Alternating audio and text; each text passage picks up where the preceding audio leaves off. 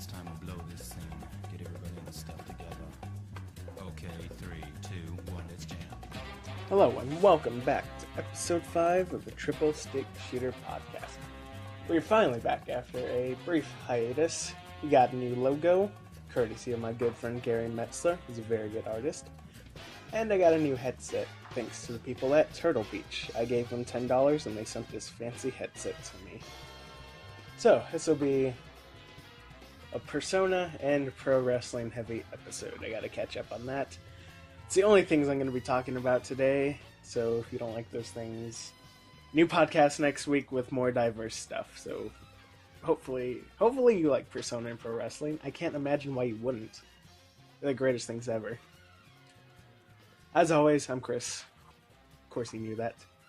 Alright, let's get started off with Persona 4, the Golden Anime, episode 9. I love how this episode starts. As with every episode, we start in the Velvet Room, and pretty much everyone has Marie reciting one of his poems. But they change it up in this episode. Instead of hearing Marie recite a poem, we see Margaret trying to write one herself, which is great. And she comments how hard poetry is to write. And speaking as a free agent unpublished poet, I must agree. That's off topic, but, you know, it's good to know that someone with professional experience realizes how hard this is. Anyway, the gang is very excited about the ski trip, and I have to point this out first, and it was kind of bugging me. It seems to be just the gang in what looks to be a big-ass bus, and they aren't even fully utilizing it, since they're all huddled in the back. Apparently Rise probably rented the bus. That's the only explanation, because it's only them on the ski trip. Lots of hilarity ensues when they finally get to skiing and snowboarding. A little bit of fan service, mainly Nato x Kanji, because let's face it, they are a true couple. I love how Kanji just completely screams at Naoto when she attempts to ski, and at one point I thought he was going to start screaming pizza and french fry. I really want to see that in the dub. Please make it happen in the dub. The guys start reminiscing about events that happened in previous episodes and realize that something is amiss when not all of their memories seem to be complete, as if an important piece was collectively forgot about by all parties involved. But they don't seem too concerned about their fleeting memories. A little later we cut to the whole gang going through old photos, realizing that something is definitely rotten in the state of Inaba. It's almost as if someone was removed from the pictures, causing a weird gap. Could it possibly be ghosts? Or, even worse, my greatest nemesis, cat ghosts? It gets chalked up to being a weird coincidence because, you know, having a murderer throw people into the TV is okay. That's in the bounds of reality. But this is just a coincidence. There's nothing else going on here. Because Persona, apparently. Then they stumble upon a video, and while watching it, realize that everyone is shot on camera, and they have no idea who took the video. So clearly, at this point, it must be cat ghosts. Or maybe not, it's actually a person everyone forgot about. They all had a sudden realization that they have personal items they don't remember how they acquired. So yeah, it's not cat ghosts. Disappointing. Teddy then has one of his most serious moments in all of this golden anime, telling Narukami that it would be less painful to leave this be as opposed to finding out the truth. But this is Persona, man, and we always want to find out the truth. So we go to the next day and they're back having fun skiing because, anyway. And we also get reminded by Rise about how much she wants to sleep with Narukami, because that is pretty much what her whole character has devolved to in this anime. And it is annoying and stupid and stereotypical. Really, it's awful. So stop it right now. And then we cut to Narukami, who remembers that Marie did indeed exist at one point, and the resolve in his heart has led him to wanting to make her exist once more, because I don't think she exists anymore at this point. I think, if I'm correct, she's just faded from existence completely. And then the whole gang remembers that Marie existed, and they also want to help. So overall, a pretty good episode. It had a really weird mix of fan service and important plot. It kind of went back and forth between the two, and it kind of seemed to impede the episode a bit, but not too much. I mean, I see what they're doing. They're doing as best a job they can with important stuff and fan service. So overall, I give this episode one big Batista thumbs up. Alright, now on to episode 10. The Midnight Channel appears to be back as the gang is looking at a TV with a yellowish hue, and I think it's called snow. I don't know, you kids might not know what that is, but some of you might. So it's a yellow hue with snow, akin to the Midnight Channel. And then Narukami, being the courageous leader he is, jumps right into the TV because Margaret told him to. Margaret finds Narukami in the TV world, which is kind of odd because the only time I remember her being outside the development room was during the Persona 4 Anime Carnival. That was a great moment.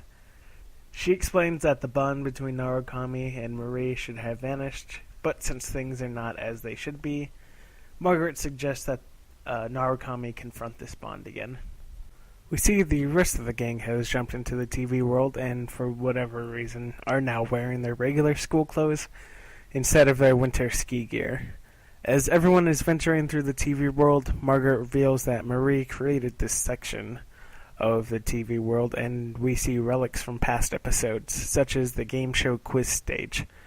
Quick note, I was wrong about her not existing. It seems that she just made everyone forget she existed and closed herself off in her own little section of the TV world to be alone forever, which is sad. The gang finally meets up with Marie, and she explains that she has nowhere to go and just wants to fade into oblivion. Basically, if the gang lets Marie fade out of existence, they will definitely be safe. But if they decide, nope, you're staying here with us, then the gang has a huge fight on its hands. So they decide to fight for friendship, which really is one of the most noblest things you could do, ever. And then we are treated to amazing action animation, which looks beautiful and so detailed. So much better than the regular Persona 4 anime, because that one kind of had cheap animation. This one steps it up. Marie is arguing with the gang about them trying to fight for her, and she reveals that her real name is Kusumi no Okami. Kusumi no Okami, that's correct. Which, if you don't know, is an entity that made the town of Inaba constantly covered in a weird fog. And Marie explains that she is pretty much a spy. Narukami, being the level-headed guy that he is, tells her that he is upset, not because she is pretty much a destroyer of worlds, but because she left without an explanation. And then they get into a screaming match about who's the bigger moron, which is actually pretty entertaining to watch. It's back and forth, real even, but, you get the gist of it. You're a moron. No, you're a moron. Idiot. You're a moron. Alright, I'll stop. Marie tells the gang to leave, because if they don't, they will die. And the gang doesn't listen. So, lots and lots of action-y battle happens, and it looks absolutely beautiful. Instead of having the action-y music, real dramatic music with Marie narrating, I believe, what is her poetry.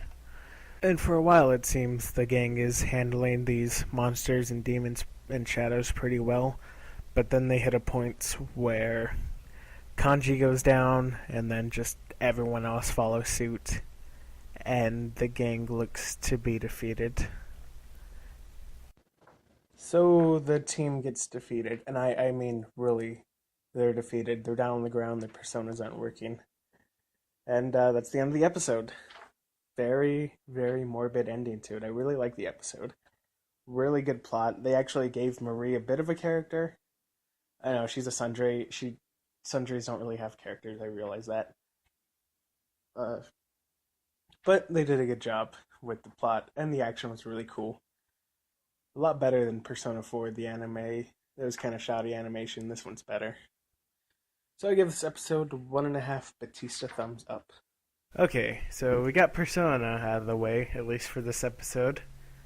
I know, I love Persona. Shut up. Anyway, first off, real quick, WWE Monday Night Raw. I actually missed a lot of it dealing with stuff. I remember the NXT match. That was pretty cool. I honestly don't remember much. It was a forgettable Raw. Jerry Springer, I guess, was there. I've been told he was there. Yeah. It sounds like a dandy of a Raw, to be honest. I'm so disappointed I missed it. Anyway, that's my Raw review. NXT was there. You should watch that clip if you're interested. Yeah. So, next topic. Okay, now what I really want to talk about. NXT Takeover Fatal 4-Way. I gotta tell you, this felt like NXT's WrestleMania with the importance of everything. From title matches to a hair versus hair match to introducing a new face to the company. First off, NXT Tag Title match. The Ascension versus Hunikara and Samurai Del Sol. Okay, it's really Sin Cara and Kalisto, but one of you out there knows what I'm talking about. Really, really good match. I think I've said this before, but the Ascension is the correct type of brooding that you would want a character to be like. They are menacing. They don't fear anything, and their physical size strikes fear into mere mortals. Kalisto and Sin Cara are the antithesis of that, with their bright colors and high-flying moveset, and overall just inviting demeanor that they bring to the ring. Real good back-and-forth match, both teams showing how strong they are. Victor is very agile for being a tall, well-built guy. I think he moves just a little bit better than Connor, who is also very athletic in his own right. I was actually surprised by how well these two teams can mesh their styles into a great opening match because they're basically the opposite of each other. Kalisto hits Victor with a crazy reverse DDT, I don't even know what to call the move, and wins the match in what was a very, very amazing tag match. This is a good sign on two fronts. One, meaning they see Stock and Kalisto and Sin Cara as a tag team together. And two, are hopefully bringing the Ascension to the main roster soon. I'm holding out hope. Maybe a month from now they'll be debuting on Raw, which will be amazing to see. I could honestly see them feuding with the Wyatts. I don't know how that would work, but it'd be great. That's what I want to see personally. Next match is Baron Corbin versus CJ Parker. I had no idea who Baron Corbin is, to be honest, so I had to go Google him. And he is a former NFL football player, most notably with the Arizona Cardinals, who are 2-0, baby, beating the Giants today. Hell yeah, they're going to win the division. Okay, that was way off track. Back on track. Corbin has a pretty good look to him. He doesn't look too generic, which is probably sadly one of the best things you could say about a new up-and-comer. He completely squashes CJ Parker. And I know the word squash gets thrown around, but this was a squash akin to throwing a chicken off the Empire State Building. Not much to say other than that. This analysis actually lasted longer than the match. So, yay. Alright, next up. Enzo Amore versus Sylvester Lafort in a hair versus hair match, which, if you do not know what that is, the winner gets to shave the loser's hair bald. It was a solid match. I'm going to say some generic stuff because I really didn't pay attention. Sorry. Actually, the match should feel a bit too safe for what they did. It was back and forth, getting some solid hits in. Sylvester is French. He really is French. So sadly, it's really easy to be a heel. That's a discussion for another time, but it's just kind of sad how easy it is for foreigners to get real cheap heat in America. Anyway, going off topic. Enzo wins the match with kind of a lame roll-up. He didn't even hit a finishing move. But a twist of events. Sylvester runs away like the French coward he is. Stereotypes. And forces his poor lackey, Marcus Louis, to take the fall. And has what I believe is a bucket of Nair thrown on top of his hair. And it just goes poof. So it was an okay match with meaningful implications and questionable stereotypes. Alright, next up. Not a match, but we cut to William Regal in the ring, introducing the debut of the highly anticipated Japanese superstar Kenta. he reveals that his NXT name will be Hideo Itami, which in English is Lord of Pain. So, pretty awesome. He cut a promo in both Japanese and English, and of course, the crowd was disrespectful during his Japanese promo, which irked me, freaking ignorant idiots. Anyway, he can speak English clearly enough, and he's very understandable, which is the one thing I was worried about. The original Sin Cara, not Hunikara, who was wrestling with Kalisto earlier in the night, refused to learn English, so he did not last long. After Kenta makes his promo, the Ascension come out and attack him, but is able to hold him off. And I am really hoping, this is probably a long shot, that Kenta and Regal team up against the Ascension before the team goes to the main roster. That'd be really cool to see. Anyway, I have high hopes for Kenta. Maybe he'll progress fast enough to be seen at WrestleMania 31. Who knows, maybe in the middle of February, Kenta will be having a promo, and then all of a sudden we'll hear Cult of Personality setting up a match. A man can dream. Shut up. It can happen. Alright. Sorry. Next up. Mojo Rawley versus Bull Dempsey. Wait, what? Do I have to talk about this? Yes? Crap. Okay, my producer is saying I have to talk about this. Just a big man match. Not much technique. Lots of brute force. Bull runs over Mojo and then, surprising me, goes to the top rope for a diving headbutt. Which, that was a nice surprise. I did not see that coming. And, you know what? After seeing the last 30 seconds of that match, I'm going to call it now. Dempsey is going to be the new Bam Bam Bigelow. Just a giant guy who you will never expect to think this guy is a flyer, but he is. So yeah, okay, I talked about it. We can stop now. Sorry for subjecting you to that. Alright, now on to something I do want to talk about. Bayley versus Charlotte for the NXT Women's Championship. Just a little bit of backstory. Charlotte and Bayley used to be besties, and then Charlotte betrayed Bayley because she's mean. Bayley is pretty much super happy fun time babyface, which fits her perfectly, and she plays the role so well. She's gone from kind of being middle of the pack to being the number one contender for this match, and she's just great. First off, two things before the match. I absolutely love Bayley's entrance attire. It reminds me of Ricky the Dragon Steamboat.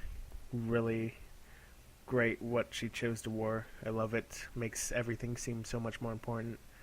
And the crowd chanting, "Bayley's gonna hug you," which is Bayley's thing. She hugs people, which is great.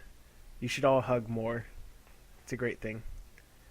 Anyway, Bayley starts off the match with a viciousness that I am not used to seeing from her, and it really is great.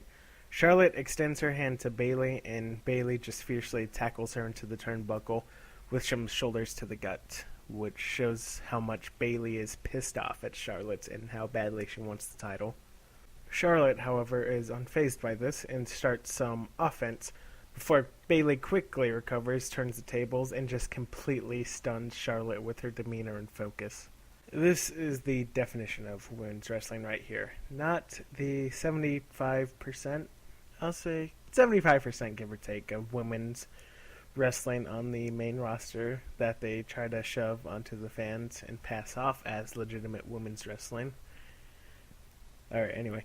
Charlotte eventually gains control of the match and dominates for a good portion. She's a little bit bigger and more muscular than Bayley, so she's clearly the favorite here. And I really love the figure 4 headlock slam that Charlotte does. It's hard to describe.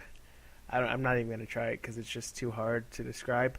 But it's amazing and looks phenomenal and looks brutal. There were a couple moments where I honestly thought Bayley was going to win. Mainly after that phenomenal Frankensteiner she hits on Charlotte. That move just looked friggin' awesome. But ultimately, Charlotte gets the win with her move Natural Selection, which is kind of a front flip face buster, which is hard to imagine if you don't watch wrestling, so I'm not even going to try. Other than it looks awesome, and you should YouTube it if you can. Alright, next match.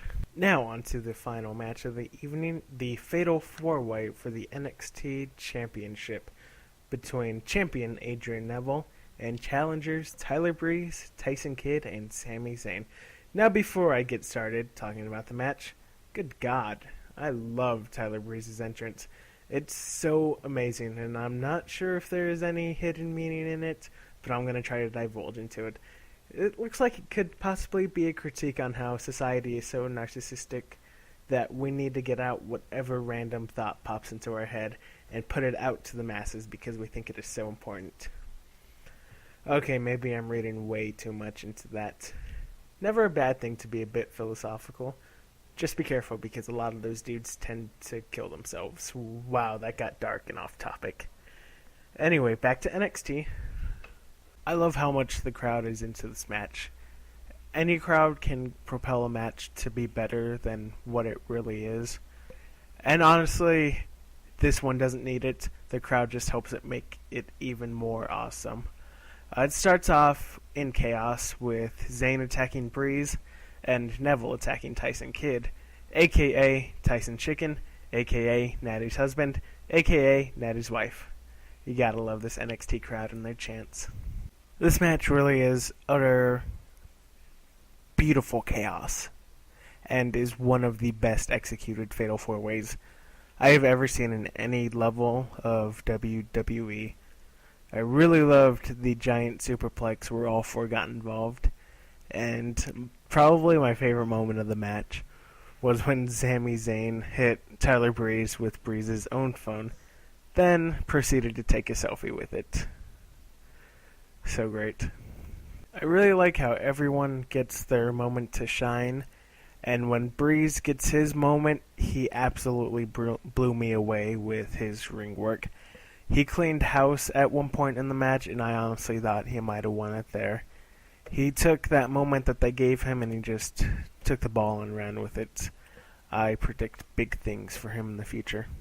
At the very end of the match, I really thought Zayn was going to win when he hit Tyson Kidd with the exploding suplex into the turnbuckle, threw Adrian Neville over the barricade, hit Tyler Breeze with the dive between the post tornado DDT, it is as amazing as it sounds, and went back and hit Kidd with the big boot to cap it all off. But in a shocking twist of development, Adrian Neville, the squeaky clean babyface, pulled out the ref out of the ring to stop the count. He knocked out Zayn, and he hit the corkscrew shooting star press from the top rope. I did not see that coming, where Neville would use a dirty tactic to win. But hey, character development, it's all good. All in all, amazing pay-per-view. I give it 2 very big Batista thumbs up. Even the meh parts of it were very watchable. So if you like wrestling in any capacity at all, seriously go check it out. Or maybe you've never seen wrestling. I would definitely recommend. Very easy to watch. Very, very amazing. Great to start out with if you want to get into wrestling. So go check it out. Alright, last up for this episode, WCW Monday Nitro Episode 1. The very first match of this historic show pits flying Brian Pillman against Jushin Liger. In a solid, fast-paced match, there were a few botches, mainly Pillman not fully executing his Hurricane Rana, and I actually liked how the commentators acknowledged he didn't quite hit the full impact of the move. So, they're not treating you as stupid. They realize he messed up. Real good indie vibe I'm getting from the crowd. It's a really fun environment. The crowd is actually into the whole thing. Pillman gets the pin to put himself in the history books as the very first victor on Monday Nitro. Next match is Sting versus Ric Flair, and I was surprised by this match. It was technically sound and just really fun to watch. Sting really nails all the big moves like the Stinger Splash, and Flair plays a perfect heel during this contest. Lex Luger makes his infamous appearance during this match, and he really makes his presence felt without saying a single word.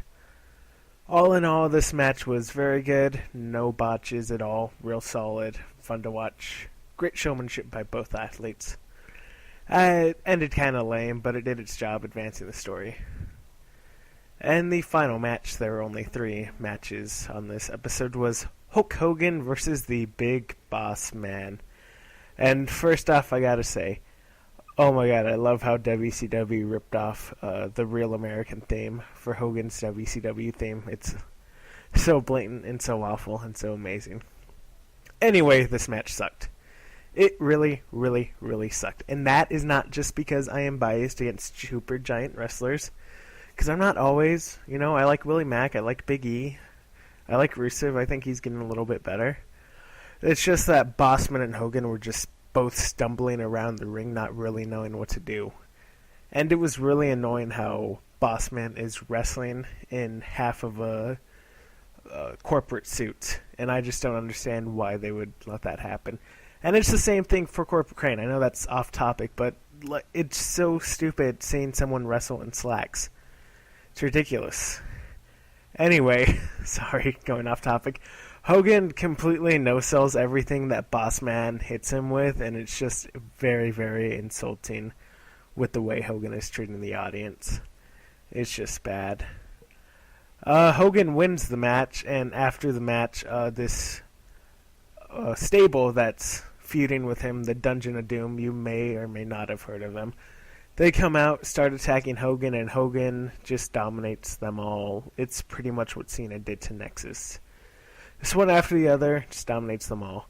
Luger comes out to help Hogan, and Hogan actually acts like a complete jerk to him. Very, very ungrateful to Luger for the help he gave. Alright, that was a real short review, I know. It's just, there wasn't much to talk about. It's the first episode. I love Bobby the Brain Heenan on commentary. That's so amazing. That's the one thing to watch this episode for, and pretty much all of Nitro. As long as Heenan is commentating, it's worth the watch. All in all, I give this episode 1.5 Batista thumbs up. It was pretty good. At least the first two matches were pretty good. Alright, that'll about do it for this episode. Can't really think of anything else. Next week we're gonna go back to twice a week next week. And we're gonna go back to more diverse. This was just a catch-up episode. So yeah, I'm Chris.